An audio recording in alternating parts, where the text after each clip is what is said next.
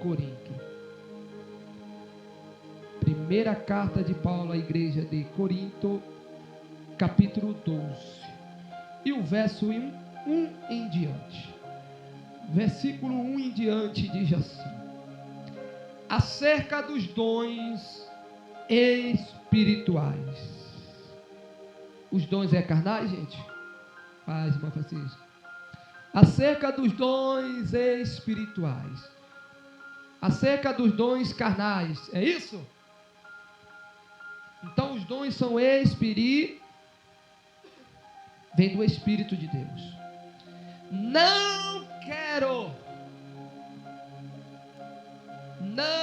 quero, irmãos, que sejais ignorantes. O que é ignorante? Ignorante não é ser bruto. Ignorante aqui não é ser brabo. Ignorante aqui não é ser aquela pessoa, sabe, estourada. Não. Ignorante é aquela pessoa que se recusa a aprender. Ignorante aqui é essa pessoa que se recusa a dar o braço a torcer. Ignorante aqui é a pessoa que é orgulhosa e não está disposto a sentar para crescer. Isso é ignorante. Vós bem sabeis que era gentio. O que é gentio aqui? Pessoas que não conheciam Deus e também pessoas que não eram judeus. Os não judeus eram chamados de gentio. Mas para nós de igreja, não somente é não judeu, como também não conhecia a Deus. Resumindo, gentio, antes nós não temia, não servia e não conhecia a Deus. Isso é gentio. Antes nós era assim, não conhecia Deus. Levado aos ídolos mudos, conforme eram guiados. Ídolos mudos, aqui se refere à adoração à imagem de escultura, a deuses pagãos. Porém, também representa ao pecado, as coisas pecaminosas, cujo nós era guiado. Olha que interessante. Antes nós era gentil, não conhecia Deus e era levado ao pecado, as coisas pecaminosas. Verso 3. Portanto, vos quero fazer compreender que ninguém que fala pelo Espírito de Deus diz: Jesus é anátema. E ninguém pode dizer que Jesus é o Senhor, senão pelo Espírito Santo.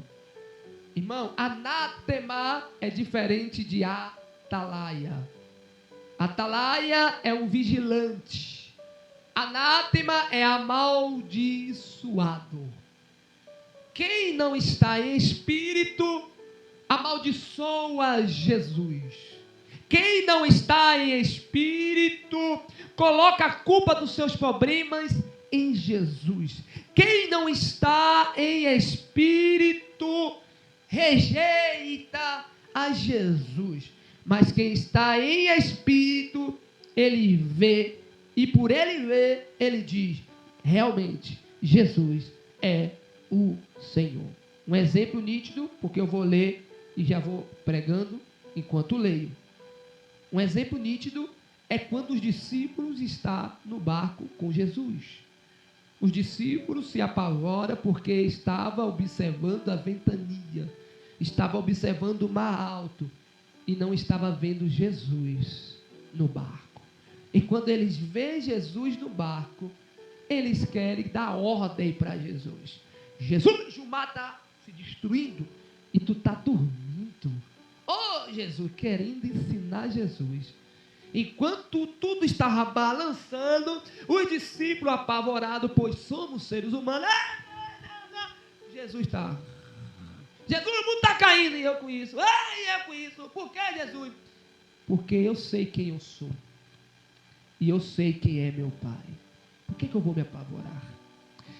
Os discípulos vendo aquilo é a mesma coisa de nada. Por que, pastor Marcelo? Porque infelizmente tem gente que vê Deus trabalhando, mas não quer deixar Deus trabalhar na vida de si também. Como assim, pastor? Não entendi. Tem gente que vê Deus fazendo milagre na vida de outrem, e da vez dele se alegrar e dizer, Deus vai fazer na minha vida também, ele prefere ficar parado como está. Os discípulos vendo aquilo, foi a mesma coisa de nada. Foi preciso Jesus levantar e dizer, vento te acalma, mar te aquieta. E quando o vento e o mar se acalmou, aí o discípulo agora entra em espírito e vê que o barco que eles estava em paz, estava calmo. E é onde ele diz, quem é esse que até o vento e o mar lhe obedece? Resumindo, é os discípulos dizendo, realmente, esse é o Senhor. Por que os discípulos, mesmo apavorados, Jesus falando, eles ainda conseguiram ver o agir do Senhor? Simples.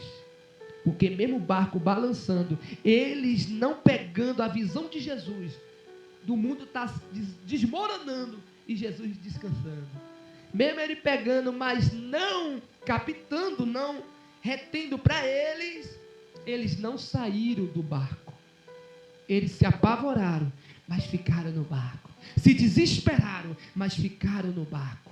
Então, quando a gente está desesperado e não consegue enxergar o que Deus está fazendo, se a gente permanece no barco, mesmo assim, uma hora o vento vai se acalmar. Mas o vento se acalmar, não é momento da gente ficar, daqui a pouco volta de novo. Não vai voltar coisa nenhuma. Por quê?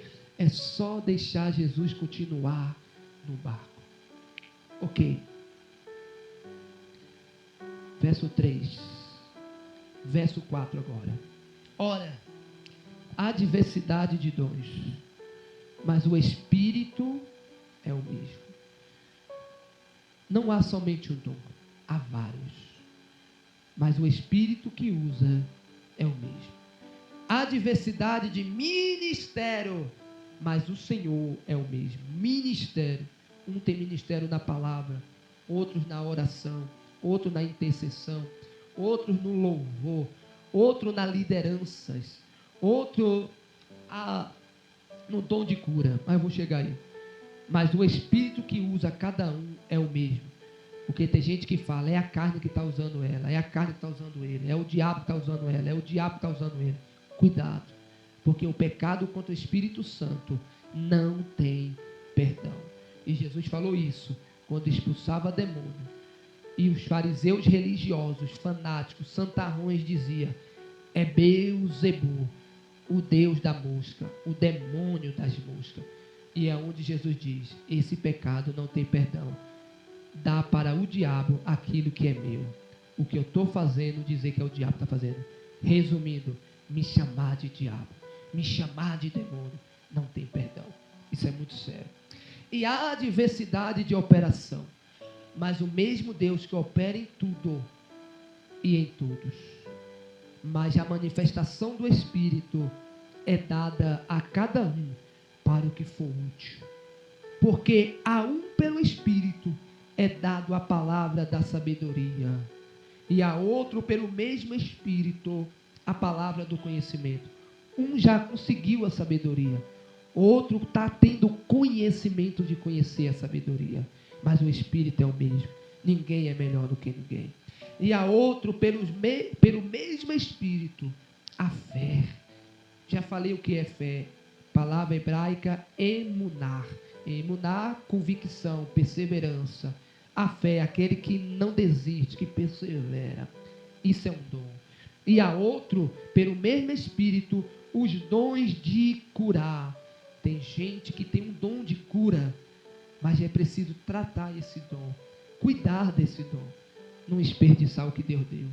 E a outro, a operação de maravilhas, sinais, no meio da igreja, onde passa. E a outro, a profecia. Profetizar e ver acontecer. Eu profetizo, vai acontecer isso, isso e isso. E ver acontecer. É um dom. E a outro, o dom de discernimento de espírito. Discernir o que é o Espírito Santo e o que é o espírito maligno. Deus deu esse dom também. Porque muitos são enganados achando que é Deus e é o diabo. E muitos pensam que é o diabo e é Deus. Por isso, o dom do Espírito. E o outro, a variedade de línguas, o que fala em várias línguas. Não é somente línguas estranhas, línguas espirituais, mas é línguas como francês, espanhol, hebraico, aramaico, grego, japonês, chinês, ou entre outras línguas. É isso aqui que Deus está falando. Tem pessoas que nascem falando em várias línguas, tá? É dom. E a outro, a interpretação das línguas. Isso aqui não é só línguas estranhas, línguas espiritual de interpretar. É também línguas de outras linguagens, de outras nações. Assim como existe legenda em filmes onde não tem o áudio em português, existem pessoas que interpretam, existe dublador. Isso é um dom que Deus deu. Mas um só é o mesmo Espírito, mas um só, e o mesmo Espírito opera todas estas coisas, repartindo particularmente a cada um como Ele quer. Então, o Espírito Santo, Ele reparte esses dons. Ó, a cada um no particular, do jeito que Ele quer. Então, Deus não reparte esse dom no meio de todos. É como Ele quer. Porque assim como o corpo é um, nós só temos um corpo, nós não temos dois. Porém, nós temos muitos membros. E todos os membros deste corpo, deste um corpo, sendo muito, são um só corpo. Assim é Cristo também. Pois todos nós fomos batizados em um Espírito, formando um corpo, quer judeus, ou quer gregos, quer servos, ou quer livres, e todos temos bebido de um Espírito, porque também o corpo não é um só membro, mas muito membro. Se o pé disser, por que eu não sou mão, não sou do corpo, não será por isso do corpo? E se a orelha disser, porque eu não sou olho, eu não sou do corpo, não será por isso do corpo? Se todo o corpo fosse o olho, onde estaria o ouvido? E se todo fosse ouvido, onde estaria o olfato? Mas agora, Deus colocou os membros no corpo, cada um deles como quis, vírgula aqui. Não posso ser olho, Joel, e querer ser ouvido. Não posso ser ouvido e querer ser boca. A cada um Deus deu como quer. E Paulo responde, se todo fosse olho, aonde estaria o ouvido? Todo mundo vê, mas ninguém escuta. Todo mundo vê, mas ninguém fala. O que adianta eu ver o erro e não confrontar o erro? Então o olho vê e a boca fala. A boca fala e o ouvido escuta, porque é só falar e não ouvir, infelizmente acaba afastando todo mundo da gente. Entende? Isso aqui é muito sério, viu? Então cada um tem a sua função, cada um tem o seu dom, cada um tem o seu ministério. É o que nós estamos lendo aqui nessa manhã. É manhã de consagração. Ok, verso 18. Mas agora Deus colocou os membros no corpo. Então não é o pastor Maciel, é Deus. Deus colocou os membros no corpo. Eu costumo dizer que a igreja não tem várias cabeças, a cabeça é Cristo. Existe denominação que é assembleia, que é presbiteriana, que é quadrangular e entre outras. Mas o cabeça de todas é Cristo e nós somos um só corpo. Porém, eu tenho igreja, né, como nome, como tribo. 12 tribos que representa a nação de cada um, que é os filhos de Jacó. Então, cada igreja é uma tribo.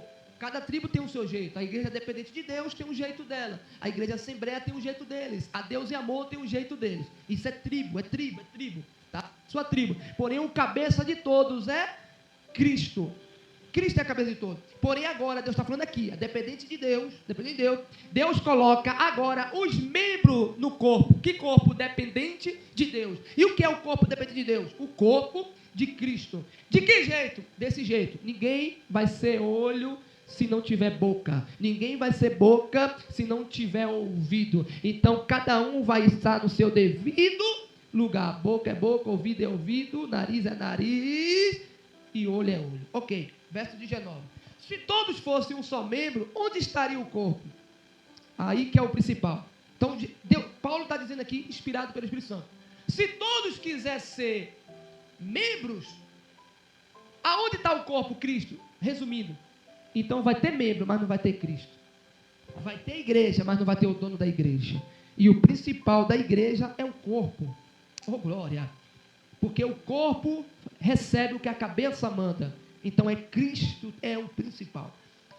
Assim, pois, há muitos membros, mas de um só corpo, há muitos membros, como eu falei aqui de denominação. E o olho não pode dizer à mão, não tenho necessidade de ti. Nem ainda a cabeça aos pés, não tenho necessidade de vós.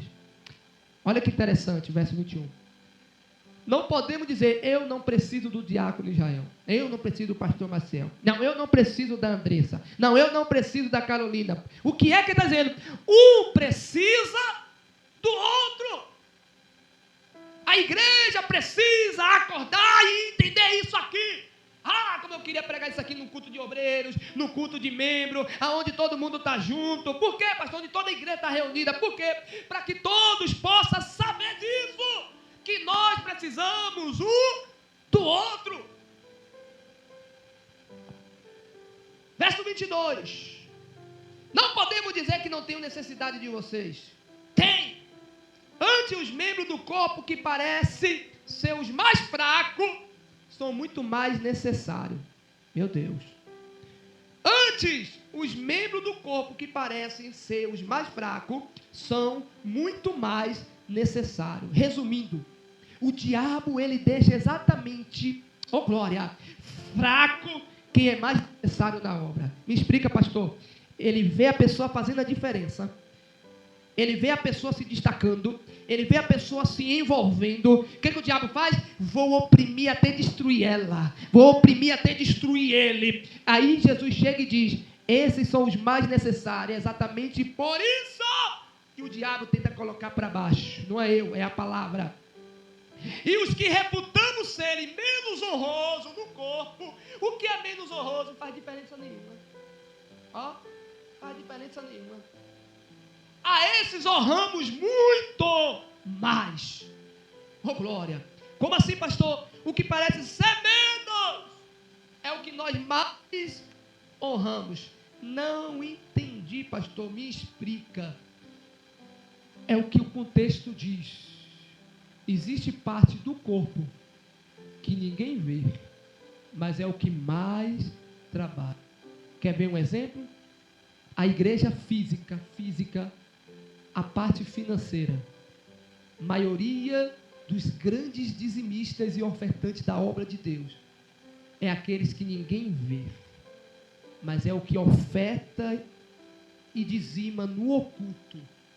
Tem amor de abençoar a obra e ninguém vê. Vem para a igreja, senta na última cadeira, fica quietinho, quietinha, e parece que não faz diferença nenhuma. Parece que é o menos honrado, mas é ele que muitas das vezes é o que mantém as portas da igreja abertas, é o que mantém as cestas básicas paga, é os que mantém as contas da igreja paga, é os que mantém os folhetos da igreja pago para evangelizar, é o que mantém os instrumentos para que o nome de Deus seja exaltado. É os menos honrosos. A Bíblia diz, a esse damos muito mais honra. Como assim, pastor, damos muito mais honra? É ficar idolatrando porque oferta bem? Não. É ficar colocando lá em cima porque oferta bem? Não. O que é honramos? Honrar é muito mais do que isso. Honrar é sempre que a pessoa precisar. Nós estamos aqui para louvar a Deus pela tua vida. Verso 24. Porque os que nós são mais nobres, ricos, não têm necessidade disso. Mas Deus assim formou o corpo. dando muito mais honra ao que tinha falta dela. Resumindo, Deus pega exatamente quem não tinha condição nenhuma e dá condição de abençoar a obra. É assim que Deus honra. Para que não haja divisão no corpo, mas antes tenham os membros igual cuidado uns dos outros. Isso aqui pega. Cuidado uns com os outros. Oh, irmãos. Ai, santo é o Senhor. Santo é o Senhor. Hoje, como pastor local, eu entendo coisa, diácono Jael, Joel, Andressa, que eu não entendia quando eu era itinerante. Quando eu era itinerante, pregava, tinha uma hospedagem boa, chique, acabava de pregar, né? Fazia minha malinha, tomava meu banho e vinha embora. Sempre gostei de viajar e fazer missão. Ia nas casas da cidade que eu ia, amava pregar em cidade pequena. Ia em várias casas com minha costelinha, nós orava por um, orava por outro, Deus libertava, Deus curava, era aquela coisa linda. Acabava aquilo, nós ia embora, acabou, voltava para casa, ia para a nossa igreja local. Só que hoje, Deus trabalha na minha vida de forma diferente. Dessa forma aqui, ó. Cuidado, uns com o outro, verso 25. Que cuidado é esse? Pessoas chegam até a gente de forma tão agressiva, que se a gente deixar o velho homem falar, a gente também vai ser agressivo. Mas é onde Deus chega e diz: ei, é alma. Cuidado, como vai responder. Mas ela merece, ele merece. Não, pai, tem que ouvir a verdade. Cuidado, é alma. É alma. Então eu vou ficar lidando cabecinha? Não vai ficar lidando cabecinha. Tem um momento certo de corrigir, tem um momento certo de confrontar. Mas o cuidado é, cuidado. Que nem todo mundo consegue desabafar com lágrimas. Muito desabafa de forma agressiva. Que se a gente não tiver revestido aquelas agressões, fura a gente e também nos fere. Por isso, ser pastor não é para qualquer um. Ser obreiro e obreira não é para qualquer um. Ser ministro do Senhor não é para qualquer um. Por quê? Porque primeiramente tem que se revestir. Porque as retaliações vêm. Mas Paulo chega e diz: não temos que lutar contra carne e nem contra sangue. Paulo já corta, já. Teu inimigo não é ela, teu inimigo não é ele. É Satanás e seus demônios. Verso 26, já estou terminando. Termina a leitura, termina a pregação.